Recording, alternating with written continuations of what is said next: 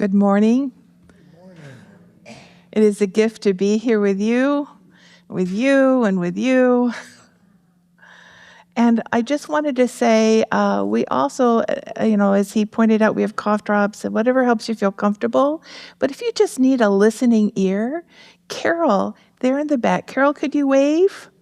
She's providing Sangha support today. So if you just need someone to talk to during the course of this talk or shortly thereafter the service, you're welcome to meet up with Carol. My name is Pam, and I've been a part of this community for some time now, mostly behind the scenes, helping with various administrative tasks. So being up here, speaking to you feels a little vulnerable. But vulnerability is actually at the heart of what I want to talk about today. Some years ago, before I came to a committed Buddhist practice, I spent a few years as a political advocate working on economic justice. I was out in the world trying to change things. And what drove me was a genuine belief that people deserved better and that I could contribute in some meaningful way to that effort. Advocacy work teaches you a few things. And one of the things it taught me was that when you stand for something, you can also become a target.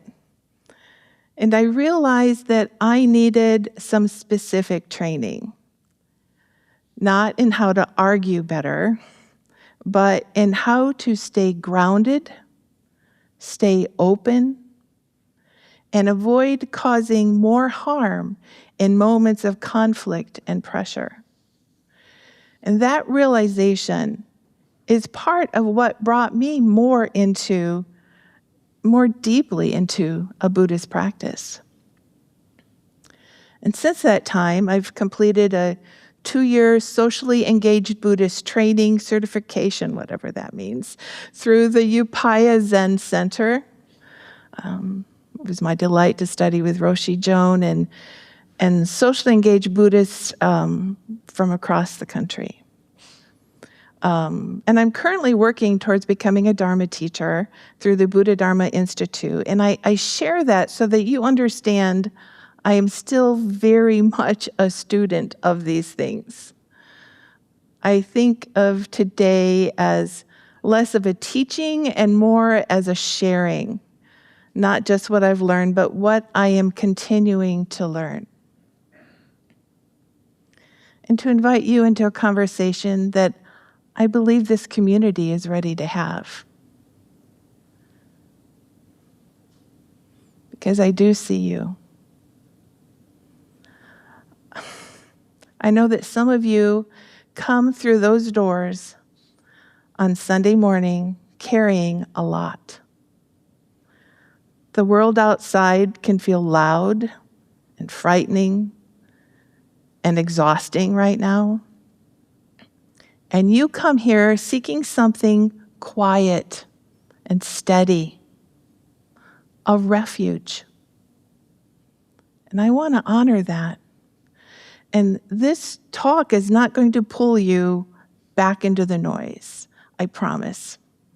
What I'm hoping to offer is something that might make the refuge even deeper and even more useful to you as you move through your life. So let's start at the beginning, because we have people here at all stages of the path. So Western Buddhism is like an ancient plant that was carefully transplanted into new soil. The roots are the same, the conditions are different. And so the way it grows here looks a little different too. Well, what are those roots? The core teachings of the Buddha offered that suffering exists. We use the old word called dukkha. It's a recognizable part of life. It's not a flaw. It's not something wrong with us. This suffering arises from clinging, aversion, and delusion. And there is a path out of unnecessary suffering. We call it the Eightfold Path. It's a way of living with wisdom, ethical integrity, and mindfulness at its center. And Western Buddhism holds these teachings with a few particular emphases. As the Buddha taught, we prioritize direct personal experience over doctrine. Western Buddhism also takes science seriously. Neuroscience, psychology, the growing body of research on meditation and the mind. It values inclusion. People from all backgrounds, all genders, all identities are welcome at the table. And it tends to be psychologically sophisticated in its understanding that the path of awakening isn't separate from our inner emotional and relational lives. It's all one. It always has been. Western Buddhism just makes that integration visible in ways that meet us where we live, in this time and this culture. So I want to offer you a little wordplay that is really meaningful to me, so just bear with me. The word Dharma with a capital D refers to the teachings of the Buddha. The path, the truth of how things are. And when we take refuge in the Dharma, we're saying, I trust these teachings as a guide for peace of mind and ethical living. But Dharma with a lowercase d has another meaning in Sanskrit. It means phenomenon, which is a very fun word to say. Reality, the stuff of ordinary life. Your body, this room, the traffic you sat in this morning, the sidewalk that was under your feet if you walked here, the notifications on your phone that you might be trying to ignore, the taste of crumble cookies you might have after the service, the conversations you're putting off, the person you love who is struggling. That's all Dharma with a little d.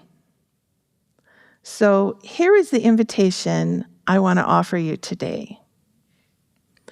What does it look? How does it look to bring the Dharma into the Dharma? To bring the teachings of presence, compassion, wisdom, and non-harming into the phenomena of actual living, into the world as it actually is. This is what socially engaged Buddhism asks. It is not a political project. It is not as an ideology, but as a natural extension of what we are already doing on the cushion. Mindfulness practice teaches us to be with what is, to stop fighting reality, and to release resistance to the present moment, to let go and allow, to stop wishing things were different from what they are right now, in this moment, in this breath, in this body. And that's true. This is real teaching, and it is liberating and transformational. But this acceptance does not mean approving of what is. It does not mean doing nothing. And there is a difference, an important difference, between resistance to present moment reality, the kind of suffering we create when we refuse to accept that right now this is how things are, and the resistance that is the compassionate refusal to accept systems that cause harm as permanent or inevitable, or to advocate for a better way. The Buddha himself was a social radical. He rejected the caste system. He ordained women at a time when that was genuinely transgressive. He taught that suffering is not inherent to being, that it arises from conditions, and that conditions can change. Thich Nhat Hanh, who gave us the very term socially engaged Buddhism, didn't invent something new. He reminded us of something old. He watched while his country was being destroyed, and he realized you cannot separate the inner life from the outer world. The bombs falling outside were not separate from the suffering inside, and the equanimity cultivated inside was not meant to stay inside.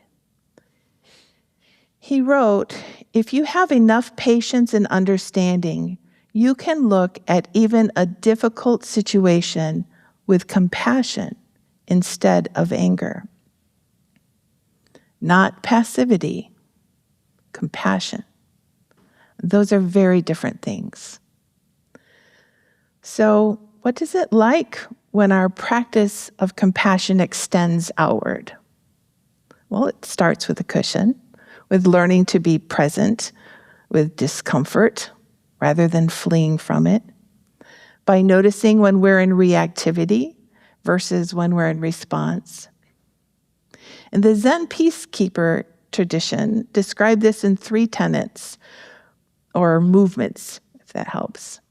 The first is not knowing, the willingness to release our fixed ideas about how things are, who people are, and what the right answer is. Not knowing isn't ignorance, it's humility, it's openness, it's the beginner's mind that Suzuki Roshi said holds many possibilities. And from that openness, we can move to the second tenet, bearing witness. We can actually see what is in front of us, the suffering, the beauty, the complexity, without flinching away and without collapsing into it. Bearing witness is a profound act.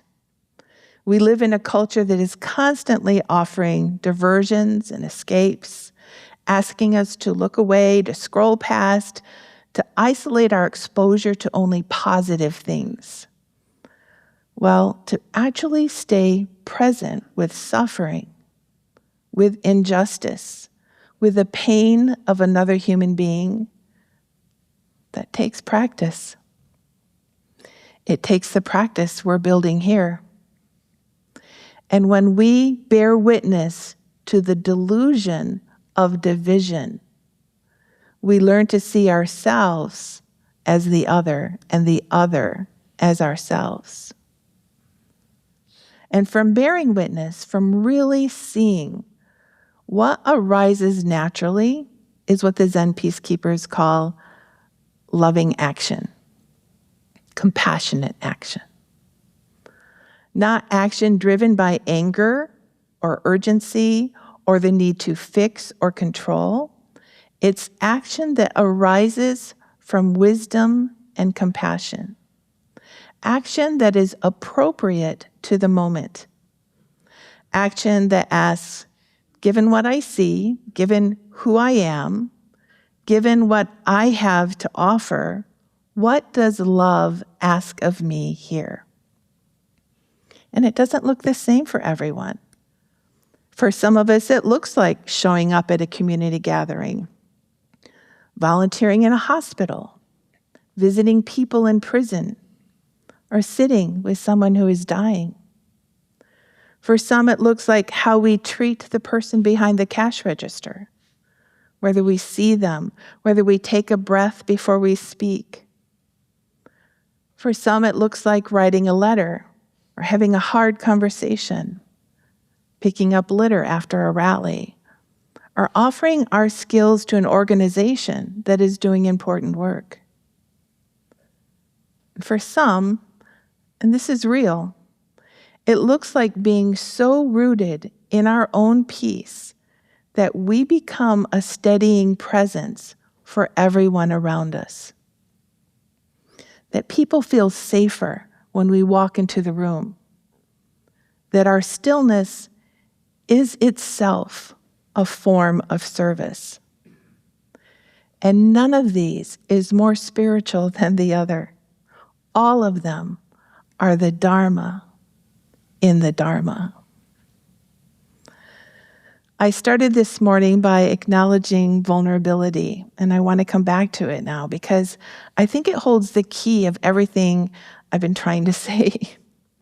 Vulnerability is not a weakness. In Buddhist understanding, it's actually a sign of openness, of not being armored against reality. And when we allow ourselves to be genuinely open, that vulnerability speaks through us, though it doesn't always say the same thing. Sometimes it says, tend to yourself, rest, sit. Let this community be the refuge it was meant to be. Fill up. Compassion that does not include ourselves is not complete compassion. And as we do that, as we gradually increase our capacity to be present with our own pain, something begins to shift. And Pema Chodron puts it this way: if we gradually increase our capacity to be present with our pain and the sufferings of the world, we will surprise ourselves with our growing sense of courage. We surprise ourselves. I love that. It's not something we have to force or manufacture. It arises naturally from the practice. And sometimes, when the practice has done its quiet work, that same vulnerability says something different. Speak. Show up. Act. Not from outrage, but from the deep knowing that comes when we've been still enough to see clearly.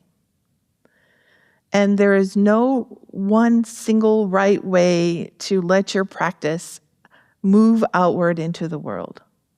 Some of you will find yourselves drawn to direct action. Others will find it in the quality of attention you bring to the people right in front of you.